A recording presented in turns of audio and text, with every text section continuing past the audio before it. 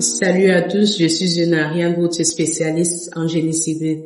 Alors aujourd'hui, nous allons parler des problèmes liés à l'étanchéité des murs.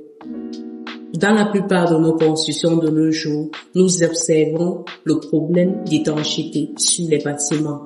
Nous avons les murs extérieurs sur lesquels nous observons ça la plupart du temps. Ça, c'est lorsqu'on marche dans la rue. Et lorsque vous êtes dans la maison, on observe également ce problème-là au niveau des murs intérieurs, notamment au niveau des salles d'eau et au niveau de la cuisine. C'est généralement les endroits où nous allons observer ce problème-là, le manque d'étanchéité. Alors, quel est d'abord le rôle du mur? Le rôle du mur, c'est de protéger la maison. C'est une paroi verticale qui sert à protéger la construction contre les intempéries. Voilà pourquoi nous mettons le mur. Alors, à quoi ça sert de mettre un mur que nous n'allons pas protéger et après, il commence à s'effriter, après la peinture commence à s'écailler et après, il tombe. Ça ne sert à rien. Parce que à la longue, nous allons observer des fissures.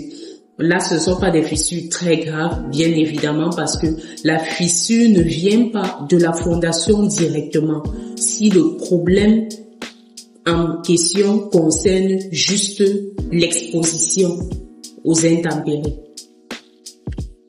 Raison pour laquelle, lorsque vous construisez, vous devez prendre en compte cette exposition-là au soleil, aux intempéries, lors de la réalisation de ce mur, généralement au niveau du revêtement, parce que c'est lors de l'étape du revêtement, de la pose du revêtement, que on prend donc en considération le fait qu'il soit exposé aux intempéries. Alors, au niveau des murs intérieurs, qu'est-ce qu'on fait généralement?